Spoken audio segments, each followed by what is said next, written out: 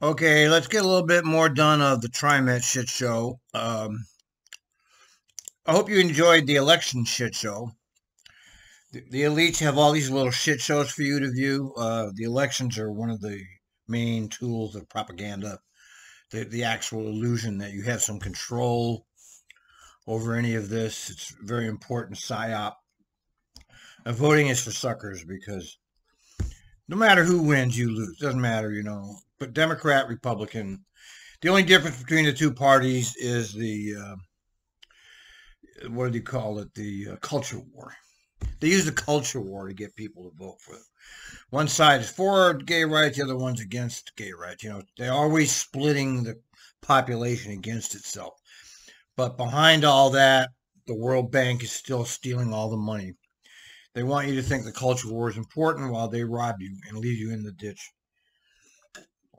So it doesn't matter who wins any elections. I hear that some Asian woman won the Boston. First Asian woman in history wins the election. Guarantee you nothing's going to change. The oligarchs have gotten smart, though. They've put in a bunch of minority faces out in front to cover for them.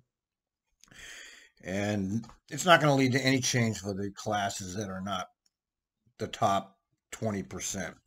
All the money is going to continue to be funneled up at your expense. Stock market's going to keep going up until the day it doesn't. Whenever that's going to be, it will be spectacular. We live in a criminal society operated and owned by criminals. All of these people are collaborators with that system, and they all have ulterior motives for being on here. I mean, all of the people getting paid, of course, to try and their motive is money. Whoops, excuse me. Anyway, let's keep going here. I see any other questions. Okay, we're finishing up with the R99 diesel from Singapore segment. Someone has a question, you can kind of shout out. If hearing none, then I'm going to call for the question and ask all those in favor to please say aye. Aye. Aye. And any opposed? Why don't they just say, are there any negative votes or any opposed, and just forget about it? They've never turned down a contract by the administration of TRIMET. There's never been a no vote on anything brought in front of them ever. Not since I've been watching it, which is 20 years. Any abstentions? So the motion carries unanimously. So now we'll move on to our final resolution before us today, which is 21-10-48, authorizing submission of 7 grant applications to the Federal Transit Administration for FY22. This is the federal pork. The pork, your taxes all go to these pork programs, and they're funneled through to the elites of the various areas. Formula and discretionary funds, and to advise as to the current status of the 8 FY21 grant applications. General Manager DeSue, your comments. Thanks again, President Simmons, members of the board. This resolution before you today requests authorization regarding FTA grant applications for FY22 federal formula and discretionary funds, as well as status updates on 8 FY21 grant applications. Board authorization is required for TRIMET to submit applications totaling $100.4 million for FY22. $100.4 million. There's money everywhere, but your buses are not staffed. Your bus drivers are still in shortage. But hundreds and hundreds of millions of dollars are available for everything else but getting you people to operate an actual transit system. And you see it play out here. This is all a big, giant con game. The elections are a con game. This is a con game. That's all it is. It's a big con game. Funds. This is an annual process required for submission of the FTA grant applications. The list that is outlined in your packet represent what the board adopted in the FY22 budget and is broken out into the FY22 federal formula funding for the following: bus and rail preventative maintenance, as well as operating and capital projects. In addition, the resolution calls out grants submitted for awards after budget adoption in the prior year, including stimulus funds such as CARES Act, CARISA, and the American Rescue Plan, as well. All kinds of ways to funnel money to the top 10% of society. CARES Act was a giant gift to the top 10%. That was a $5 trillion upward wealth. All of that came straight from the government and the Fed. All as competitive grant awards. Approval of this resolution will authorize TRIMET to submit applications for grants listed, as well as TRIMET's payment of the local funding match. These grant funds are integral to. So TRIMET has to put up its own money. I wonder if I did a breakdown of the post. Let me look. TRIMET's FY22 adopted budget. I have Nancy Young Oliver, the Director of Budget and Grants, and Erica Turney, our Program Manager of Grants Administration, here to take your questions. Let me see here. Thank you. Let's see. All right. That's it? President Simmons, I don't know if we can hear you or not. I know that she was having some connection problems at our home. Just so everybody know, going back and forth right now that she's working on right now. So what are they? Let's see. Okay, here it is. 26 million. State of good repair. Yeah, you know, that's capital projects. And TriMet pays 20% out of your payroll tax. 41 million for urbanized area formula funds. Funds will be used to pay for bus or rail maintenance. Okay, that seems all right, I guess. 3.5 million surface transportation block grant.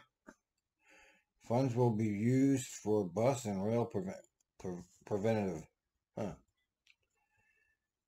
funds are part of an exchange with TriMet General Funds and Metro's regional funds. 11 million FHWA congestion mitigation and air quality, and 10.8 million of surface transportation block grant transferred to FAA. Oh, transferred funds will be used to pay debt service. That's the biggest scam of the whole thing, is that the debt service, which is basically a credit card debt, you're paying interest. That's one of the biggest scams of the entire public transportation industrial complex, is the fact that they take out bonds on future revenues at interest. This is how the world banks steal your money. Okay. Yeah, the debt service is just a criminal operation. As part of the general fund for construction of light rail projects, TriMet issued capital grant revenue bonds secured by future CMAQ. See the kind of shit they pull?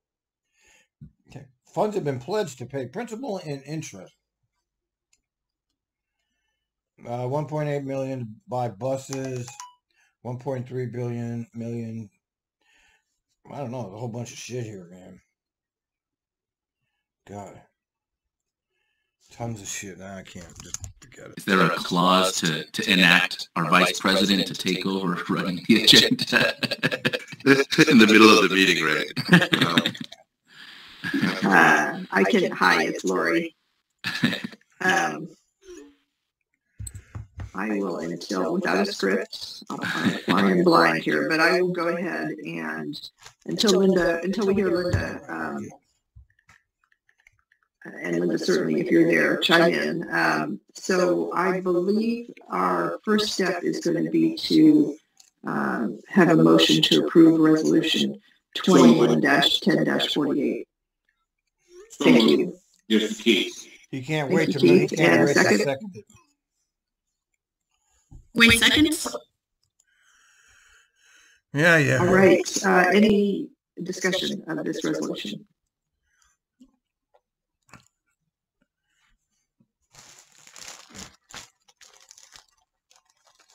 I just want to make a comment. I just really appreciate staff and leadership for putting together this huge proposal. It's pages and pages of very... You appreciate that? They get paid for this, Kathy, okay? A lot. You appreciate. You're acting like they don't get anything. They're doing you a favor. No, they get six-figure salaries to put this shit together. All right? They're not doing anything but moving papers around. Detailed information on exactly what the need is going to be for our agency and how we're going to meet those needs given just the pandemic and the uncertainty of just what has happened over the last year and a half. And I just, again, this is just, I feel like it's a tremendous amount of work. So really just, again, appreciate General Manager DeSue and especially our finance team for putting this together. I don't have any concerns, but I think my comment is that, I think it's just so important in these uncertain times to continue to provide safe, reliable, accessible transit for everyone. Of which you have none of. You have not safe. You have not reliable. I don't know about it. Accessible. Maybe we'll give you the accessible. And continue to center equity in all of our decisions. There's no equity. Stop saying that word. There's people that are being left in the ditch, and you have the nerve to talk about equity. They're in the ditch. They're left in the ditch. There's no help for them, and you're talking about equity. Okay? You're talking about equity when there's people dying in the streets. Okay? You're full of shit, Kathy.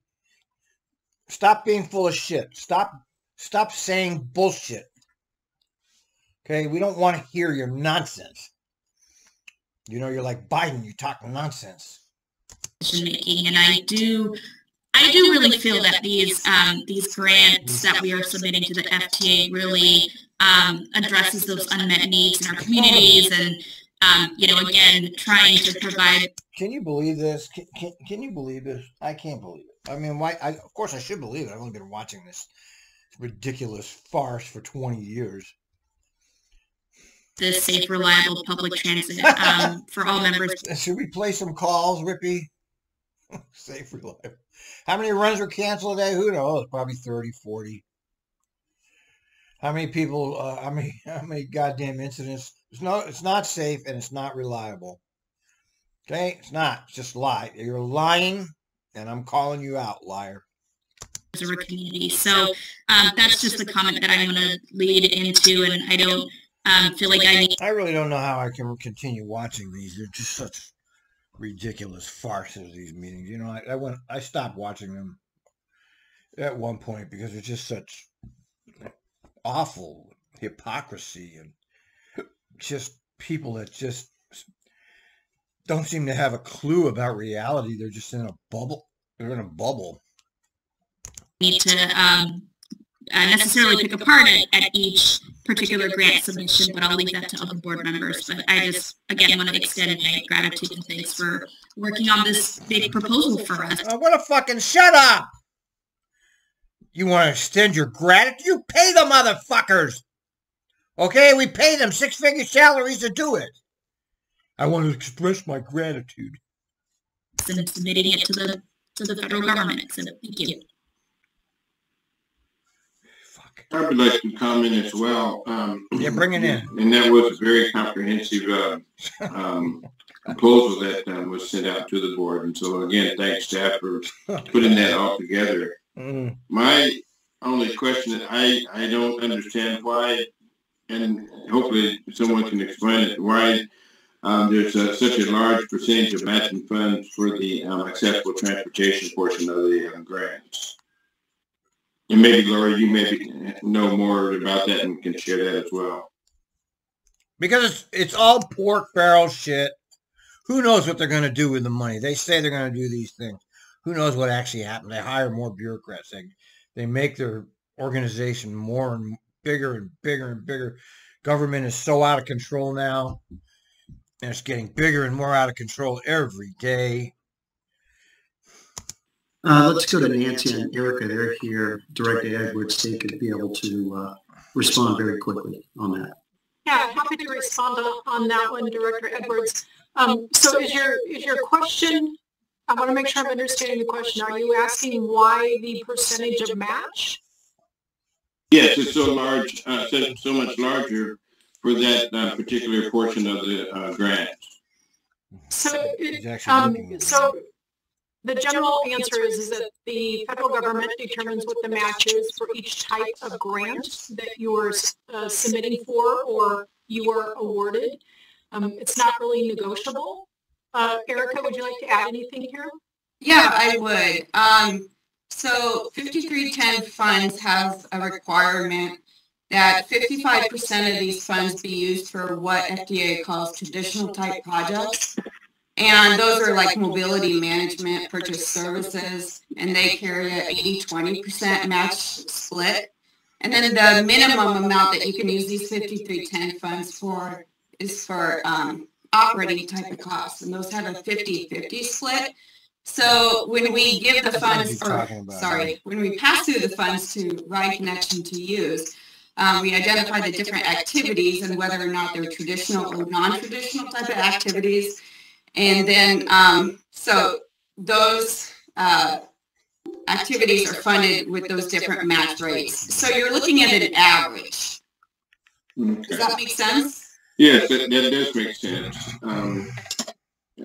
I just was concerned because it seemed like there was an overdue burden on the agency to match a larger percentage of funds that are for accessible transportation than the other grants. That was my concern. So why bother asking anything? You know you're going to vote yes. I mean, you can't change it. I don't know why they waste their time pretending that they're going to do anything about any of this, because they're not. Sounds like it may be a legislative issue. You don't know anything what's going on, Edward. Is that correct? There's some bureaucracy. A policy issue with the agency? Well, we're electing to fund certain type of activities for Ride Connection that have a higher percentage match requirement. Okay. And that higher match it comes from the federal government. That's correct. It's either 80-20 for traditional type of activities or 50-50 for non-traditional type of activities. And we fund various activities with Ride Connection. And I guess what I'm trying to get to is where that policy decision comes from. From the Feds, dude. I get that. I get it that it comes from the Feds. But at the same time, how do we impact that? Do we talk to our congressmen and senators in order to get them to impact those decisions so that they don't have such a detrimental effect on that portion of our grant requests? So that's a great question, and I'm going to call on JC to talk about the processes that we have to go through to get legislative changes. JC? That's a lot of work, Director Edwards. To sum it up, it is something that we can look to, but it is a lot of work, and with all of the other priorities that our region and state have to deal with in the sessions ahead, this is usually among the low priorities. So, but it is something that we can work on if it's the direction of the board. Yeah, it's just ridiculous. I mean, the Fed set this match. It's not something you can change. The board, this is direction of the board. Sure. And I get that. We're not talking a great amount of money, and we're certainly not talking about a large grant. I get all of that. But it just seems like it treats folks that, that particular grant that we're asking for, it has a disparate impact, in my opinion. And I would think that other transit agencies around the country would certainly join in perhaps, looking at that, changing that, or trying to have some kind of impact on that. Just a thought. Absolutely, I'll take it back. look into it a little bit more. I appreciate that. Yeah, he'll do it. Yeah, he'll get right on. He'll get right on it. He'll get right on that, won't you, JC? All right. Any other comments or questions? I will now call for a vote. All those in favor of Resolution 21-10-48, please indicate by saying aye. Aye. Aye. All opposed? And any abstentions? None. Resolution 21-10-48 is approved by the board, and that is our final resolution for today. We are going to adjourn the business meeting at this time. I should say, if there's no other business to come before the board, I'll adjourn the business meeting. And we will now move to the briefing agenda. We have one item on that agenda. It's a presentation on the comprehensive service analysis. Oh, that should be good. Mr. General Manager.